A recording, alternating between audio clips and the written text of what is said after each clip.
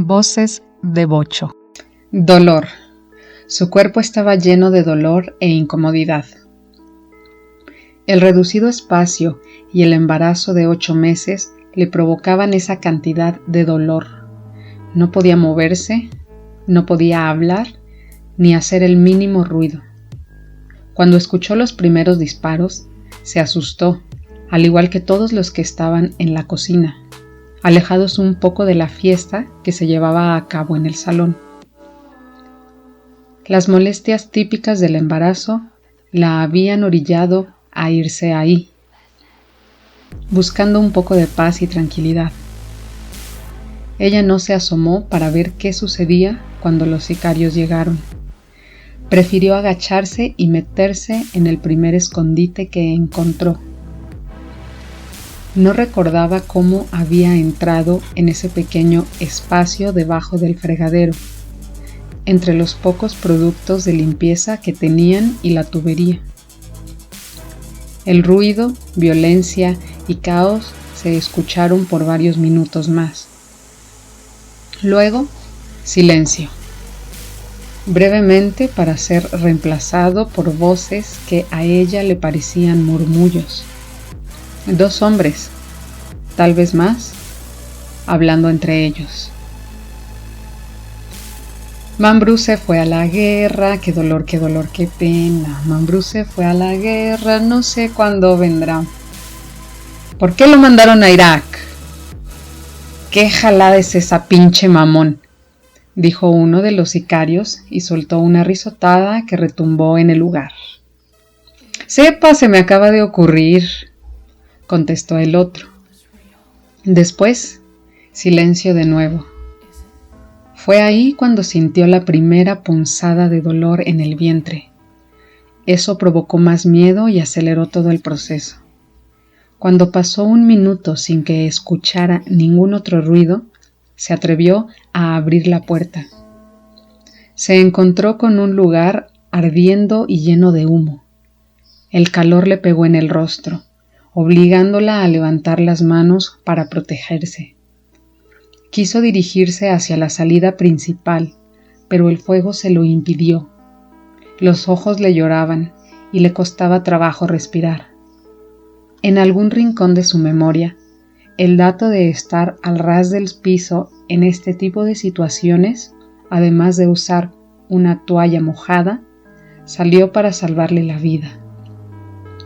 No usó una toalla, sino un trapo sucio que encontró en el fregadero, en el mismo lugar donde pudo mojarlo, para luego amarrárselo en la cabeza, cubrirse la nariz y la boca. La puerta de atrás, la que salía al pequeño callejón, se compartían con los demás. La puerta de atrás, la que salía al pequeño callejón que compartían con los demás locales de la cuadra, estaba cerrada con un pesado candado.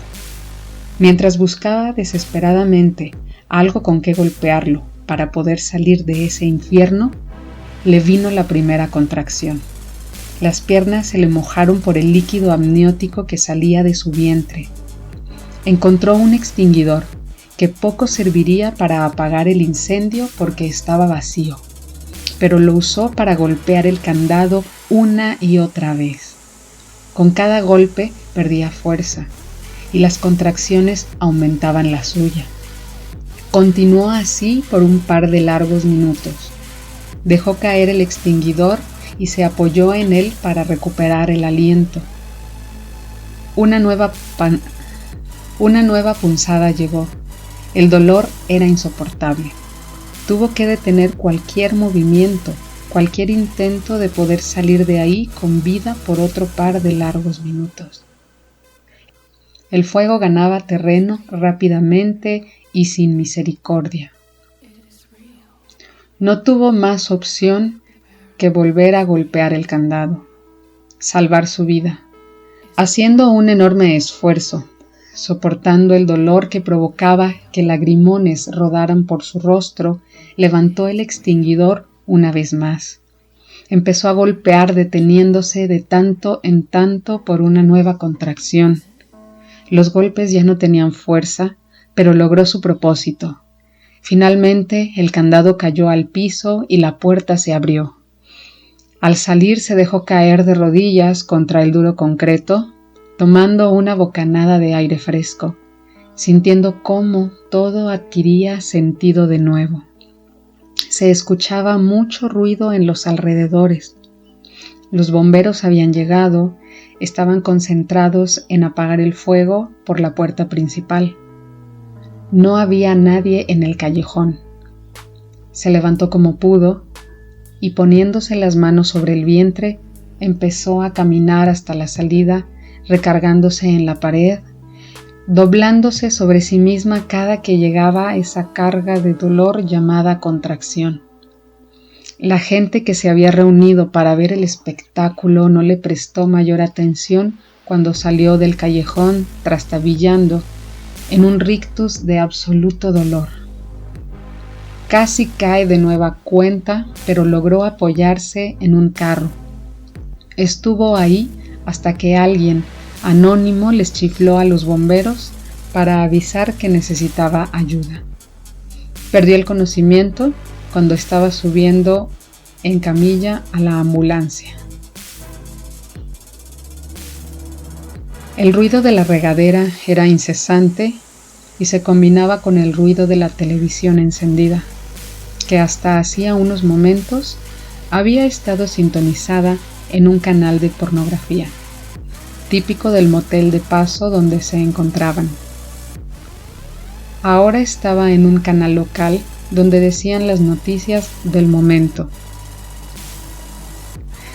Surgen más pistas en el caso de la niña desaparecida, dijo la conductora, una mujer joven, de lentes, pelo castaño y ligero maquillaje. Analizan huellas y ADN de sangre y cabellos. Ya interrogaron a 69 personas. 20 son menores de edad. Continuó hablando mientras en la pantalla aparecían imágenes de una escuela privada, de las más grandes de la ciudad, mostrando varios lugares tanto del interior como de los alrededores de la institución. La Procuraduría General de la República analiza las huellas dactilares, cabello, sangre y demás pistas, entre ellas goma de mascar que se encontraron en piso, pared y muros cercanos al supuesto lugar donde se vio por última vez a la menor de edad, Iracela Jiménez Vázquez, para determinar el ADN, género y detalles de la fisonomía de quien o quienes cometieron el secuestro a las afueras del Instituto Preparatoriano San Martín de Porras. Las imágenes cambiaron. Ahora mostraban alumnos, profesores, policías, al propio procurador, un hombre en sus 50s, con cara de típico burócrata. El procurador dijo que hasta ayer 69 personas habían sido interrogadas, 20 son menores de edad que fueron entrevistados en sus domicilios. Un nuevo cambio de imágenes. Las múltiples cámaras de vigilancia del colegio, además de algunos fragmentos de algunos videos extraídos de esas cámaras. La Procuraduría General de Justicia del Estado tiene en su poder 4 cámaras de vigilancia con 24 horas de filmación a partir de las 13 horas del sábado. El video captó a Iracela Jiménez Vázquez mientras salía con un grupo de amigos cuando terminaban las clases. La conductora volvió a aparecer en escena para después pasar a comerciales. La regadera dejó de producir ruido. «Se lo tragaron todito», dijo Iracela luego de arrojar el control remoto del otro lado de la cama extendida, mientras salía de la cama para comenzar a vestir su cuerpo desnudo, todavía adolescente. «¿Y ahora, cuánto piensas pedir de rescate?», preguntó Raúl, también desnudo, saliendo del baño, secándose el cabello con una toalla. «¿Rescate? Si estoy muerta. ¿Para qué quiero pedir rescate? Lo último que deseo es volver a la casa». Levantó un par de prendas del piso. «Entonces, ¿qué piensas hacer?». Hizo lo mismo con su ropa. ¡Ay, carajo!, protestó golpeándose una pierna con la blusa. Ya te lo he dicho muchas veces, irme de aquí, de esta pinche ciudad, de esta vida aburrida. Quiero vivir.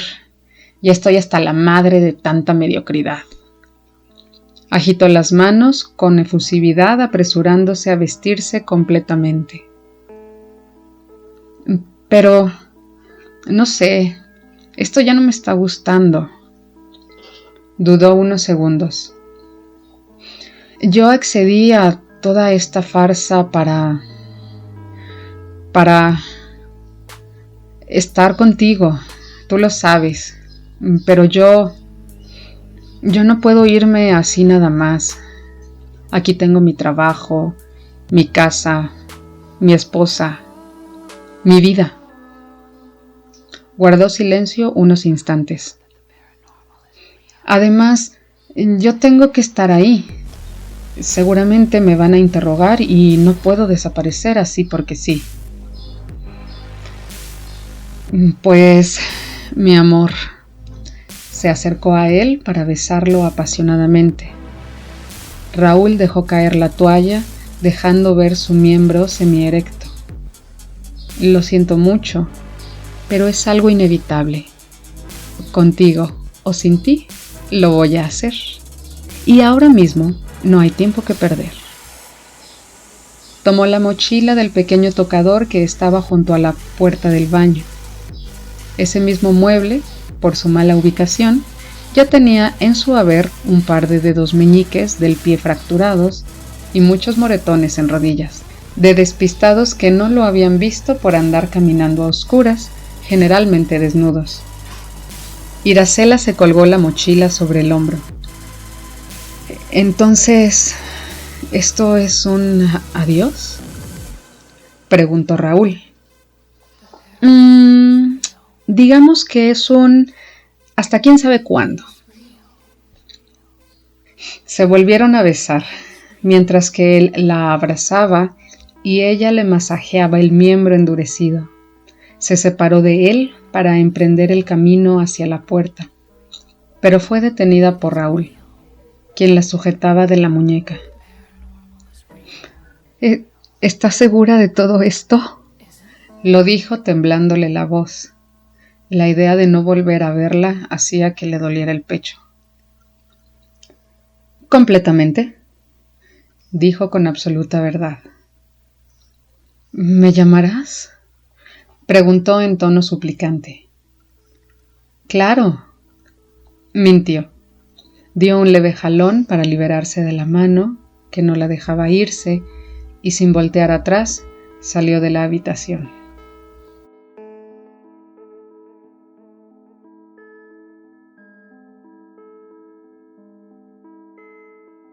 La señora Marina Vázquez, madre de la desaparecida Iracela Jiménez Vázquez, sollozaba en el sillón de la sala mientras era consolada por Germán, su hijo mayor, convertido en hijo único desde hacía un mes debido a las circunstancias.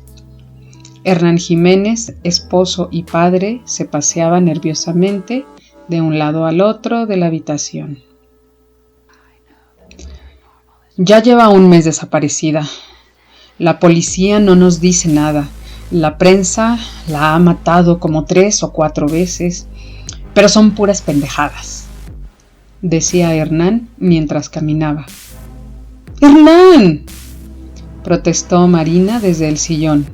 En su hogar no eran permitidas las palabrotas sin importar quién las dijera. ¡Cállate, mujer, que estoy hablando!, dijo sin dejar de pasearse. Ya estamos hasta la madre de todo esto. A las autoridades ya les perdimos la esperanza, pero a Iracela no. Sabemos que está viva. Siguió con su eterno caminar, moviendo las manos de forma exagerada, buscando la manera de sacar la frustración y enojo acumulados durante tanto tiempo. Y para eso la mandamos llamar, detective. Queremos que la encuentre. Mónica Vanessa se revolvió en la orilla del sofá donde estaba sentada, tratando de acomodarse la pequeña pistola calibre 38 que traía en una funda en el cinturón y que se le estaba encajando en la lonja. La pistola había sido comprada en el mercado negro y en los pocos meses que llevaba en su nueva profesión no había tenido que usarla ni una sola vez. Mónica era una ex policía ministerial que fue dada de baja en forma deshonrosa antes de pasar un par de años en la cárcel.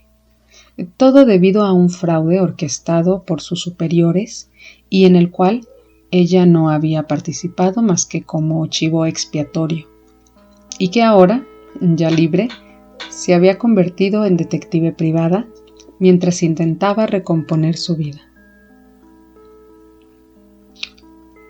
Sí, la buscaré, dijo ella aliviando un poco el dolor provocado por el cañón del arma. ¡No! Hernán se detuvo en seco volteando a verla. No quiero que la busque, quiero que la encuentre, ordenó, pero sonó a amenaza. La mayoría de las veces el estrés y la conmoción llegan a provocar actitudes y respuestas irracionales, estúpidas hasta cierto grado, pero totalmente comprensibles, como sucedía en esta ocasión. Fue por eso que Mónica mantuvo la calma. Sí, señor, haré todo lo que esté a mi alcance. Puede estar seguro de eso. Fue por eso que Mónica mantuvo la calma. Sí, señor, haré todo lo que esté a mi alcance. Puede estar seguro de eso, dijo de inmediato Mónica, respuesta que pareció satisfacer a la familia. Por favor, tráigala con vida, dijo la mujer al borde de las lágrimas, acercándose a Mónica para sujetarle las manos a modo de súplica. No dejaré de buscarla en ningún momento, dijo Mónica mostrándose seria. Estuvieron los siguientes 15 minutos ultimando detalles y luego Mónica salió de la casa con una bolsa de plástico repleta de papeles. Era toda la información que la policía había pasado por alto y que más bien parecía que en realidad no le importaba tomar en cuenta. Además, traía en la cartera el pago de 15,000 pesos que le habían hecho para iniciar la investigación.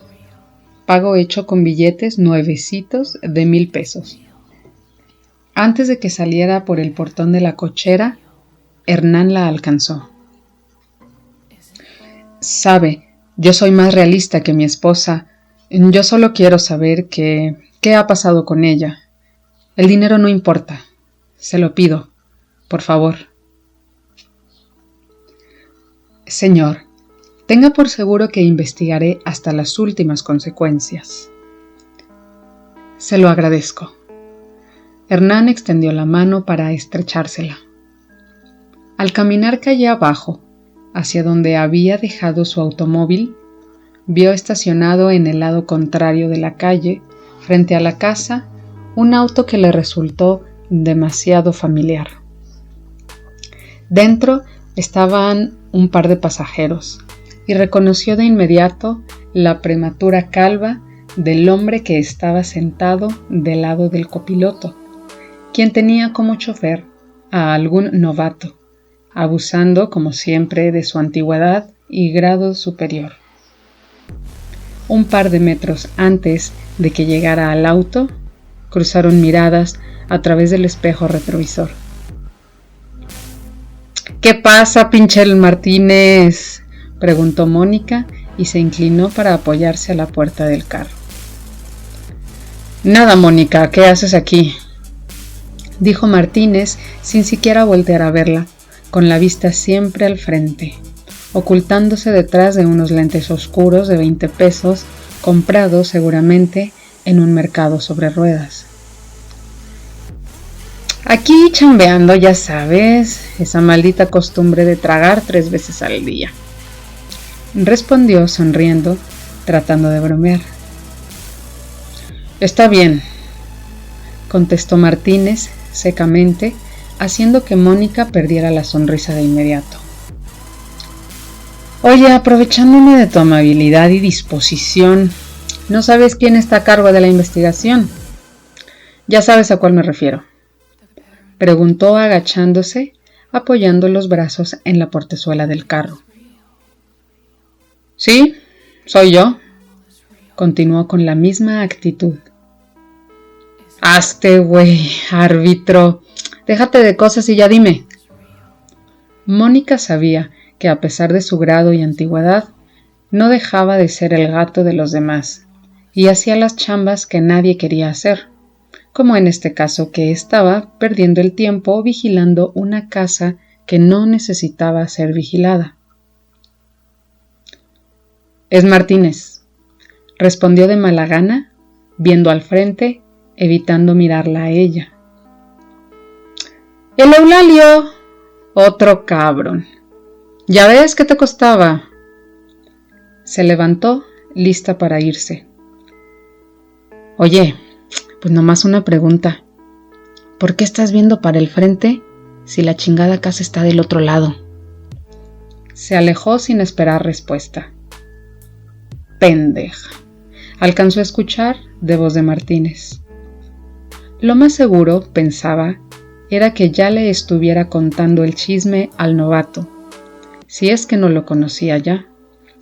Ese chisme era la corta vida y obra de Mónica como policía ministerial y seguro lo estaría aderezando con cuanta mentira se le podría ocurrir, que si era bien facilota o lo contrario, que por apretada terminó en el bote y que además era obviamente una pendeja. ¡Chingas a tu madre!, dijo en voz alta, importándole poco si alguien le escuchaba. Batalló para hacer arrancar su auto, que cada vez estaba peor, pero no tenía dinero suficiente para mandarlo a arreglar, no desde que empezó a recuperar su vida, o lo que quedaba de ella. Pero algo que sí tenía era paciencia, y esta etapa reconstructiva le llevaría mucho tiempo y mucha paciencia. Dejó los papeles bajo el asiento. No es que tuvieran algún valor más allá del sentimental, pero eso para ella significaba no perderlos y regresarlos en buen estado, sin importar el resultado de la investigación. A veces esos papeles eran lo único que tenían las familias a qué aferrarse, un último recuerdo, por eso importaban. 15 billetes casi nuevos de 1,000 pesos le abultaban la cartera. Se sentía muy bien traerla en la bolsa trasera del pantalón. Le daba confianza en que haría un buen trabajo sin interrupciones. Todavía faltaba información al respecto, pero ya sabía con quién buscarla. ¿Qué chingados estás haciendo aquí?, preguntó Eulalio Martínez levantándose de su escritorio con prisa al ver a Mónica Vanessa saliendo del elevador, buscándolo con la mirada y sonriendo al verlo. Buscándote, necesito que me hagas un paro. Se detuvo para dejar que Martínez se le acercara. Ella no dejó de sonreír. La molestia en el rostro de él aumentaba en cada instante. No, ni madres. ¿Cómo se te ocurre venir aquí? Ya ni la chingas, dijo Martínez tomándola del brazo para sacarla de la oficina a base de jaloneos. ¿Dónde más quieres que vaya a buscarte? Trató de zafarse del agarre de Martínez, que le empezaba a doler. Martínez era un tipo regordete, de estatura mediana, apenas un par de centímetros más alto que Mónica, con la cabellera revuelta y un ligero bigotito que mantenía muy bien recortado. No dijo nada hasta que estuvieron en el descanso de las escaleras, lejos de las secretarias y demás oídos indiscretos. ¿Cómo se te ocurre venir? Pinche Mónica, no mames. ¿No sabes el pedote en el que me puedes meter? decía caminando de un lado a otro agitando las manos. ¿Pedote? ¿Como en el que tú me metiste?, dijo recargándose en la pared con los brazos cruzados sobre el pecho. Yo no fui, y tú lo sabes, no te hagas pendeja, dijo encarándola. El que se hizo pendejo por 2 años fuiste tú, se acercó más al rostro. Pero si no hubiera sido por mí, se detuvo mirándola fijamente. Te hubieras aventado otros 5 años más como mínimo, y eso tú bien lo sabes. Reanudó su caminata. Está bien, esas cuentas luego las ajustamos. Ahorita solo necesito un favor, bien simple, le dijo sujetándolo, deteniendo su marcha. Está bien, dio un largo suspiro. ¿Qué quieres? El caso de Iracela Jiménez Vázquez. Todo lo que tengas. Nel, todavía está abierto. Sácale copias, no seas mamón. Está abierto, ¿qué no entiendes? ¿Y eso qué? Ya dime la neta. ¿Le has avanzado en algo? Martínez se le quedó viendo fijamente un par de segundos antes de desviar la mirada. ¿Ya ves? Míralo como consultoría o esa madre. Te lo resuelvo por ti y tú te llevas el crédito. Martínez volvió a su nervioso andar mientras se despeinaba más de lo que ya estaba. Él conocía las habilidades y capacidades de Mónica, aunque estaban un tanto limitadas por el tiempo de encierro, y sabía que ella podría avanzar más rápido de lo que él estaba avanzando, que ella sí podría llegar a encontrar a la adolescente perdida. La caminata continuó durante unos segundos más, hasta que, desesperada, Mónica interrumpió. «Tons, ya no le hagas al güey», extendiendo la mano para sujetarlo de la manga del saco, para obligarlo a detenerse. «Está bien. Nada más que todo lo que hagas me lo informas, para que no te la vayan a hacer de pedo», dijo dejándose detener y encarándola. «Lo mismo digo», lo soltó dejando que se acomodara el saco. «Por mi parte no hay pedo, tengo mucho trabajo en otras cosas». «Entonces así le hacemos», dijo extendiendo la mano para estrecharla de él durante un par de segundos. «Nomás una condición. No te vuelvas a aparecer por aquí, no importa la gravedad de la situación. Para cualquier cosa, háblame únicamente a mi celular. ¿Entendiste?», la señaló con el dedo en forma amenazante. «Sí, tranquilo. ¿Cuándo me das la info?» «En un rato. Déjalo junto todo y lo fotocopio. Vete al Negro, ahí te veo». El Negro era una cantina a un par de cuadras de distancia que solía ser punto de reunión para muchos oficiales a la hora de la botana, no solo para comer y beber, sino para todo tipo de conversaciones, no muy sanas ni legales, tratos bajo el agua y cosas similares. Dijo Mónica golpeando con el dedo su muñeca donde debería estar el reloj, mismo que actualmente estaba empeñado y que había servido para juntar el dinero para comprar la pistola que hasta ese momento no había ni siquiera probado. No sabía si funcionaba o no. «Si no vas a chupar, nomás vas a ir a esperarme», protestó enérgicamente. La paciencia se le estaba acabando. Tal parecía que Mónica nomás lo estaba provocando, como era su costumbre. «Está bien», dijo Mónica, dándose media vuelta para entrar a las oficinas de nuevo, pero fue detenida por Martínez, quien la sujetó del hombro. «¡Ah, que la chingada! ¿Que no entiendes?», Logró sujetarla del brazo otra vez con fuerza. Otra vez el dolor apareció. ¿Ahora qué?, preguntó Mónica, dándole un manotazo. Ella también se estaba quedando sin paciencia ante el maltrato de Martínez. «Vete por la escalera», señaló los escalones detrás de ella, aumentando el tono de voz. «Está bien. Chale, qué genio, ya cásate», respondió de la misma manera mientras se daba la media vuelta. Ir a una cantina antes del mediodía no le llamaba mucho la atención a Mónica, aunque fuera solo por un par de minutos y nada más a esperar a Martínez y la información del caso. Afortunadamente se topó con un puesto de tacos que la atrapó con el olor que despedía la carne sobre la plancha de acero caliente. Cuando iba por la segunda ronda, ahora de barbacoa y machitos, vio a la distancia a Martínez, que caminaba muy presuroso con una carpeta color crema bajo el brazo. Mónica chifló, llamando la atención no solo de Martínez, sino de varias personas que por ahí transitaban. Martínez la ubicó rápidamente y se acercó a ella. «¿No te dije que en el negro?», le dijo al oído cuando estuvo a su lado. Mónica no dijo nada, ya que tenía la boca llena de comida.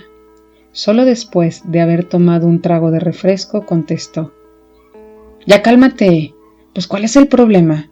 Déjala aquí muy disimuladamente y se acaba el asunto», dijo golpeando la mesa con la mano. Martínez aventó la carpeta, llamando la atención de todos los comensales, incluyendo al taquero, que se le quedó viendo con cara de pocos amigos. «Carajo, me avisas cualquier cosa, ¿entiendes?», gritó Martínez, dándose vuelta, alejándose a paso acelerado. «Sí, entiendo». «¡Cualquier cosa!», volteó momentáneamente, elevando todavía más el volumen de su voz. «Chale, ya bájale, pinche Martínez, pues ¿qué te traes, cabrón? Yo no tengo la culpa de tus pedos». Se puso de pie.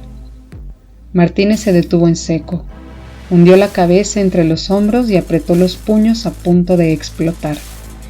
Se dio media vuelta y regresó sobre sus pasos. Sí la tienes, por aparecerte así en mi oficina», regañó señalándola con el dedo en una actitud muy desafiante. «Dije todos, tú traes pedos y muy pesados». Escupió un pequeño pedazo de carne a medio masticar. Al darse cuenta, se llevó la mano a la boca para evitar algún otro accidente mientras hablaba. Martínez simplemente se dio vuelta sin decir una sola palabra, lo que preocupó un poco a Mónica, ya que tanta tensión, tarde o temprano, provocaría algún error. Ella solo esperaba que fuera tarde, muy tarde, y que no estuviera ni presente ni involucrada.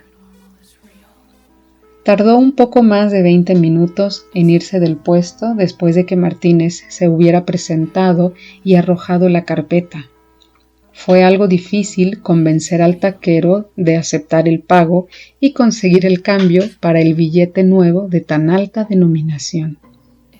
Finalmente llegó a su oficina, que en sí se trataba de la pequeña mesa del comedor de su casa, donde puso todos los papeles que tenía sobre su nuevo caso. Iracela Jiménez Vázquez. Aunque había mucha información por parte de la prensa, faltaban cosas que ellos no sabían, que sí sabía la policía y la familia, y con todo eso ella tendría la imagen completa. Pasó un par de horas acomodando y leyendo la mayor parte de los papeles, y nada, no encontraba algo que le dijera qué estaba sucediendo.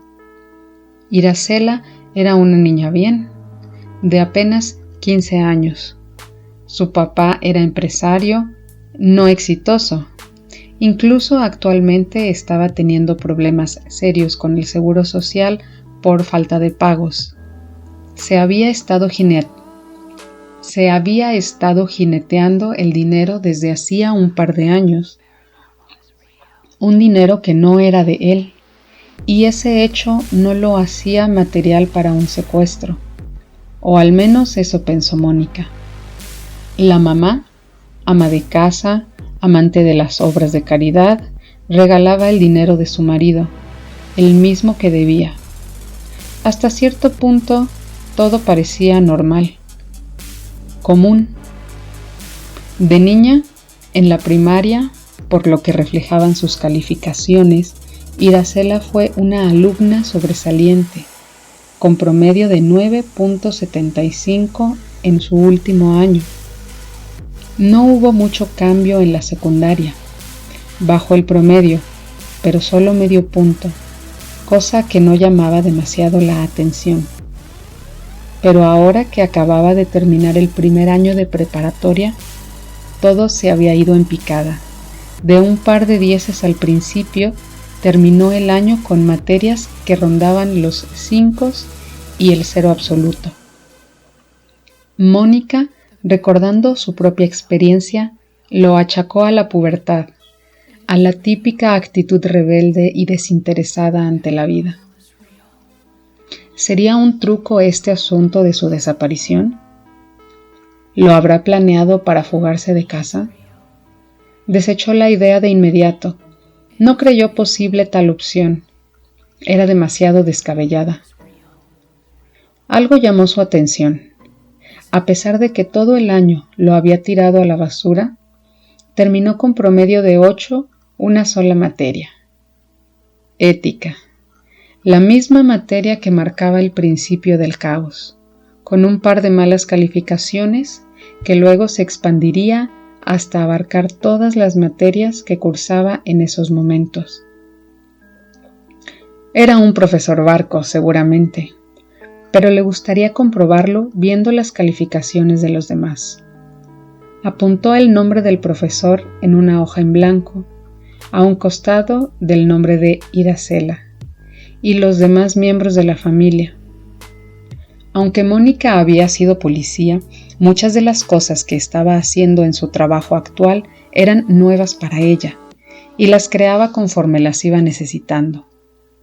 Después de estudiar la corta vida de estudiante de Iracela, Mónica continuó revisando los demás papeles, en los de la policía había declaraciones de mucha gente. Maestros, ahí apareció de nuevo el nombre del maestro de ética. Personal docente, compañeros de escuela y amigos, y finalmente la familia. Nadie sabía nada, ni siquiera los compañeros de escuela con los que se le vio salir por última vez en las cintas de video. Juraban y perjuraban que todo fue cosa de un instante, que ella se quedó en la puerta y todos se distrajeron. Simplemente desapareció sin dejar rastro. Los peritos y expertos de la Procuraduría ya habían encontrado algo de ese rastro, pero no era mucho, pues apenas si habían dado un par de pasos lejos de la escuela. Todo estaba estancado. La prensa sirvió como proveedor de material sensacionalista por un par de semanas, dando cantidad de noticias falsas al respecto, que si la habían visto en tal o cual parte, que si la habían mandado a un país árabe como futura parte del harem de un rico petrolero árabe, que si ya era cadáver en el fondo de la presa que estaba a las afueras de la ciudad, y otro par de trágicas muertes, hasta en cierto sentido espectaculares e imposibles, que provocaban más trabajo a la Procuraduría por tener que hacer notas de prensa para desmentir todo el argüende que la misma prensa había provocado en su afán de vender tantos ejemplares como fuera posible. Así sucedió hasta que el fuego se fue apagando, la investigación se estancó y el público perdió interés, importándole un reverendo pepino si Iracela estaba viva o no. Y al igual que la policía, Mónica, al terminar de leer todo el material con que disponía, estaba estancada. Solo tenía una pista que podía ser un callejón sin salida. Desesperada, arrojó el lápiz a la mesa y dejó todos los papeles regados mientras se preparaba un café bastante cargado en su pequeña cocina para despejarse y volver a buscarle sentido a todo. Autor: David López. Texto del libro Noticias desde Monterrey. Voz: Alma Neri. Producción: Bocho Amarillo.